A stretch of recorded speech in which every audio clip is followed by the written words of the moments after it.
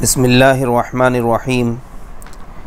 میں مفتی محمد سلیم قاسمی، صدر جمعیت علماء گروگرام شہر گروگرام کی طرف سے جو رمضان المبارک کا مہینہ آ رہا ہے اس کے تعلق سے چند بات رکھنا چاہتا ہوں۔ جیسا کہ ہم سب جانتے ہیں 12 تاریخ کو ہریانہ سرکار کی طرف سے ایک قانون بنا جو رات 9 بجے سے لے کر کے صبح 5 بجے تک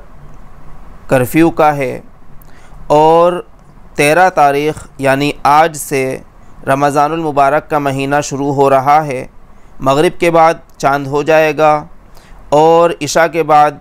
تراویح کی نماز بھی ادا کی جائے گی۔ تو اس کی شکل کیا ہوگی؟ کیونکہ جو تراویح کی نماز ہے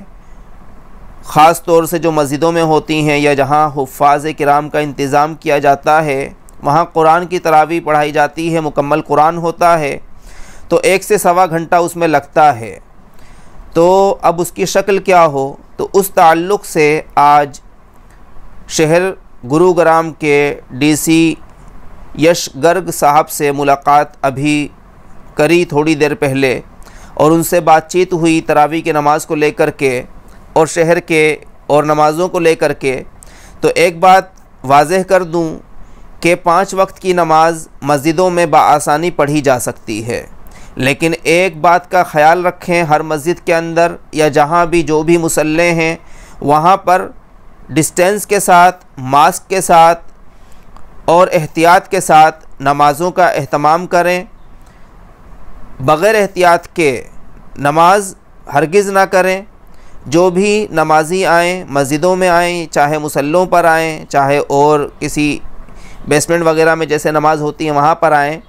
تو ماسک وغیرہ لگا کر کے آئیں اور ڈسٹینس کے ساتھ نماز کی جائے۔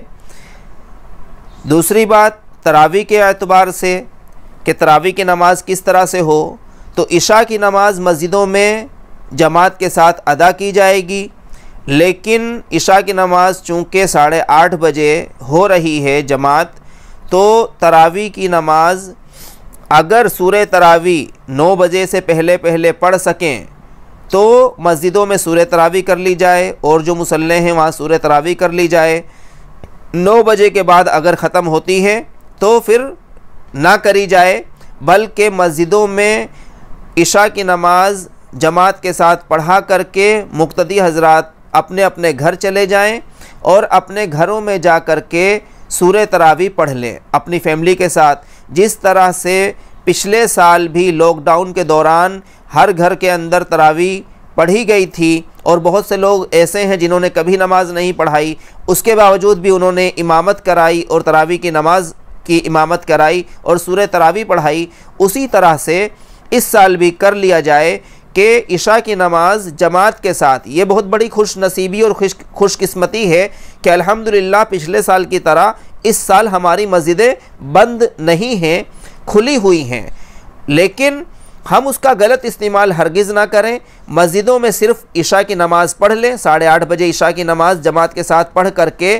ہم 8:40 تک مسجد سے نکل کر کے اپنے گھر 8:45 بجے تک پہنچ جائیں، بلکہ 9 بجے سے پہلے اپنے گھر پہنچ جائیں، تاکہ ہم لوگ تراویح کی نماز اپنے گھر پہ، سنت بھی اپنے گھر پہ پڑھیں، تراویح کی نماز بھی اپنے گھروں پر پڑھیں، اور وطر کی نماز بھی اپنے گھروں پر ادا کریں۔ مسجدوں میں ہرگز ایسا کوئی انتظام نہ کیا جائے جو پرشاسن کی سرکار کی خلاف ورزی ہو اور اس سے ہمیں بدنامی کا اور پھر بے عزتی کا سامنا کرنا پڑے۔ ایسا کوئی بھی عمل نہ کیا جائے تو زیادہ بہتر ہوگا۔ تو اس اعتبار سے میں مفتی محمد سلیم قاسمی، صدر جمعیت علماء گروگرام گڑگاؤں کے تمام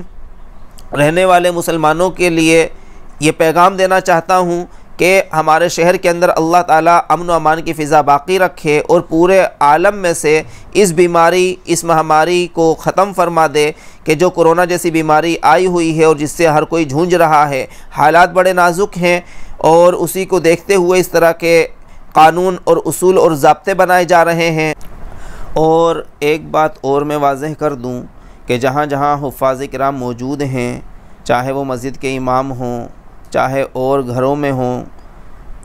اگر حافظ موجود ہیں اور اپنے گھروں میں نماز پڑھ رہے ہیں تراویح کی، تو قرآن مکمل کیا جا سکتا ہے، اس میں کوئی برائی کی بات نہیں ہے، بلکہ بہت اچھا ہوگا جہاں بآسانی مکمل تراویح قرآن کے ساتھ پڑھی جا سکتی ہے وہ لوگ قرآن کے ساتھ تراویح پڑھ لیں، لیکن مسجدوں میں اس کا اہتمام نہیں کیا جائے گا کرفیو ہونے کی وجہ سے۔ لیکن اپنے گھروں میں 4-6 آدمی جو گھر کے ممبران ہیں اور گھر میں کوئی حافظ موجود ہیں یا حافظ کا انتظام کر رکھا ہے تو وہاں پر اس طرح سے نماز پڑھ لی جائے کہ گھر کے افراد ہی پڑھ رہے ہیں تو کوئی حرج کی بات نہیں ہے۔ تو ان باتوں کا خیال رکھتے ہوئے اپنے شہر کے ماحول کو اچھا بنانے کے لیے ہم لوگ اس پر عمل کریں۔ اللہ تبارک و تعالی ہم سب کو صحیح طور پر عمل کی توفیق دے۔ وآخر دعوانا ان الحمد للہ رب العالمین۔